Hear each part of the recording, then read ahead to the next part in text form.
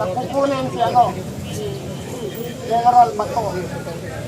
Kaya, ina-advisean namin kung nakikinig kayo dyan sa loob, General Bato, lumabas ka rito, hindi kami makapasok. Lumabas ka rito at bibigyan ka namin ng human shield kahit mamatay kami dito. Yes! Yes! Please, General Bato, alam ko palabang ka. Lumabas ka rito at maraming mga kasamahan dito sa kapaligid din. Hindi lang makapasok dyan sa loob. Kaya magdasal din tayo mga kasamahan. At sana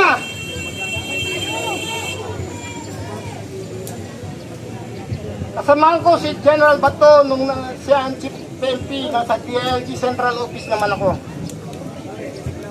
Alam ko na matitinong pulis. Katulad nyo ngayon, mga active ngayon.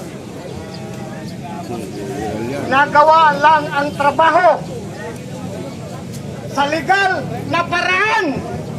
Hindi yung bentalo. Lahat minute-polize na nila. Lahat sa asensya. This is the worst administration. Maraming presidente na nagdaan nung nasa serbisyo ko magmula sa tatay niya hanggang kay Tatay Digong hanggang ngayon kay Marcos. May kukumpara ko ang sitwasyon ng Pilipinas noon at ngayon. Lugmok na ang Pilipinas, ang Pilipino. Kaya, mga kasama, handa ba kayong ibuwis ang buhay nyo para kay Bato? Yes! Yes! Bigyan natin siya ng human shield. Maraming salamat gabi at magandang gabi sa inyo lahat.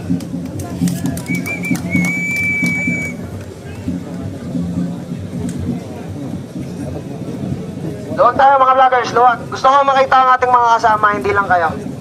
Lahat tayo dito may pinaglalaban. Gusto ko rin makita ang ating mga kasama. Ako yung may konting spasyo.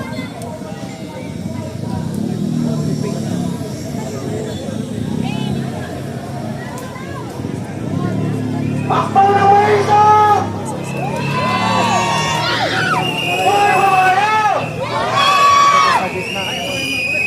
Handa ba ba yung protekta ng konstitusyon? Handa nyo mag-protekta ng pagka-Pilipino nyo? Ayan ang boses na lakbang ng maisong. Naririnig nyo sila ngayon. Nandito kami dahil patuloy binababoy ang pagka-Pilipino natin. Patuloy tinatanggalin at niyuyuraan ang ating sinilangan. Patuloy tayong binibigyan ng pasakit at pagluhod sa mga banyaga. Hindi namatay ang mga bayani natin para lumuhod tayo sa mga banyaga. Hindi tinayo ang Republika para lumuhod tayo sa mga banyaga. Ito ay tahanan natin. Marami na tayong pinatalsik na banyaga. Bakit hindi natin gawin ulit ngayon? Patalsikin natin ang namumuno sa ICC na gustong maghari pa dito. Walang jurisdiction ng ICC pagdating sa ating mga politiko. At ito ang tatandaan nyo. Matagal na sa mga termino si Rodrigo Roa Duterte at Ronald Bato de la Rosa. Nung sana sila ay nasa Davao pa, matagal nyo nang pina-ICC. Pero bakit nyo ngayon gagawin? Pamumulitiko. Bakit nyo ngayon ipapakita ang pamumulitiko nyo? Pamumulitiko na sila. Takot sila! Nag-opo ang Duterte! Alam nila kung nagpapulungan! Sila hindi pa natatapos sa ganyan nila. Bakit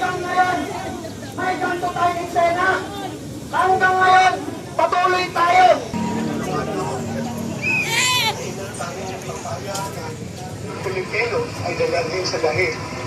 Pangalawa, Pangulong Duterte, ako'y nanawagan sa inyo na sana pumunta kayo dito, tulungan niyo kami, mag-leader tayo dito sa harapan ng Senado. Ako'y nakikiusap sa inyo. Kung kayo'y mayroong pagpuso para sa ating bansa, sana pumunta kayo dito.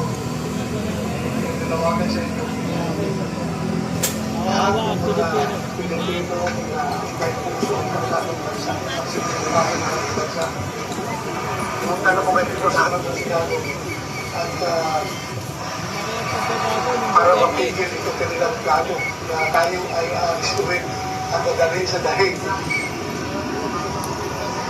Hindi po katanggap-tanggap yan para sa ating Pilipino. So, mga kaibigan ko, lahat ng Pilipino, pinanawagan sa inyo.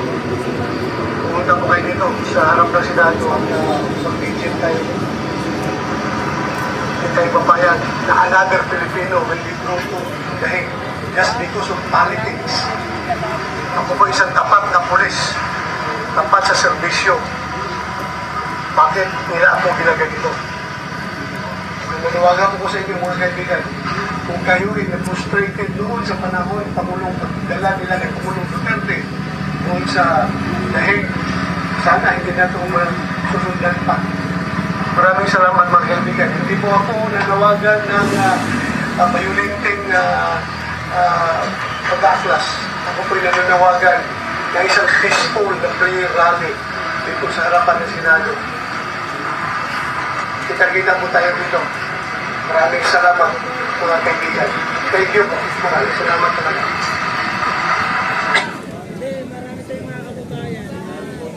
Sa mga hindi nakarinig, si retired General Ronald Bato de la Rosa ay nananawagan sa atin na sana siya ay puntahan natin, samahan natin, protektahan natin, at huwag na natin hayaan maulit ang panggagago sa atin.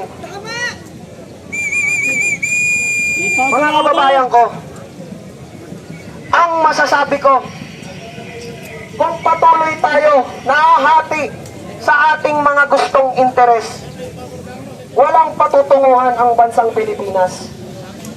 Ito ang oras para magkaisa, hindi para magkawatak-watak. Pero ano ginagawa ng mga kaliwa? The end is near, and so I think the final curtain. Okay na. Magandang gabi sa inyo lahat. Magandang gabi. Ba't kayo nandito? Ha? Protect, Senator Bato. Eh? Ba't anong meron kayo pa to? Nakidnapin para dahil naman doon sa dahig. Gusto niya isusunod kay Tatay Digong. Pwede ba yun? Bakit? Di pwede. Eh gusto ng gobyerno. Ano ba? Pakialam nyo? Hindi. Ilabas yan. Huliin. Punta na sa ICC. Ay, dapat doon ako sa kabila. Joke. Kayo, bakit kayo nandito? Handa ba kayong harangan? Handa ba kayo na pigilan? Handa ba tayo? Bago kayo sumagot ng handa, no? Ganito eh. Nandito kayo kasi meron kayo nakita na hindi tama. Ano yung hindi tama?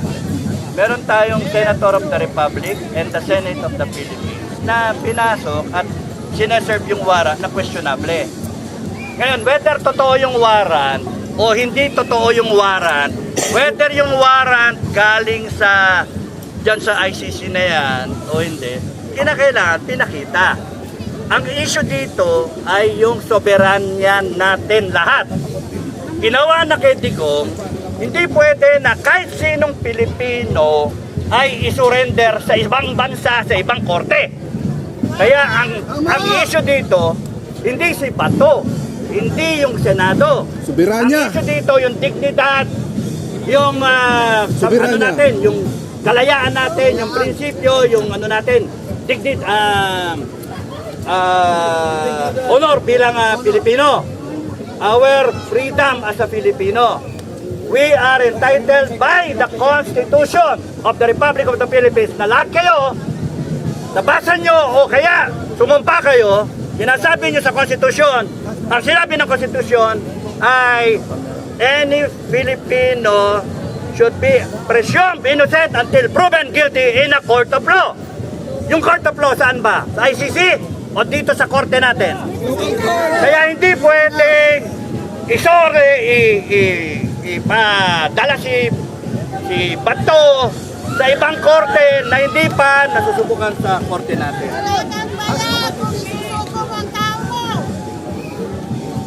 Kaya ngayon, handa ba kayo ipaglaban?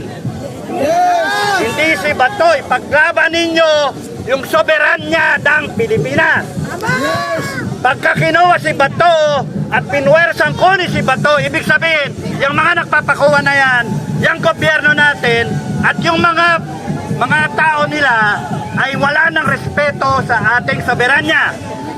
And we declare a revolution pagka ganun ang gusto nila. Patay kung patay! Ganun lang. Yun lang ang message ko. Yan ang mensahe ko, General. Tato! After Tato. Hindi, dinig ka niya sa akin yun eh.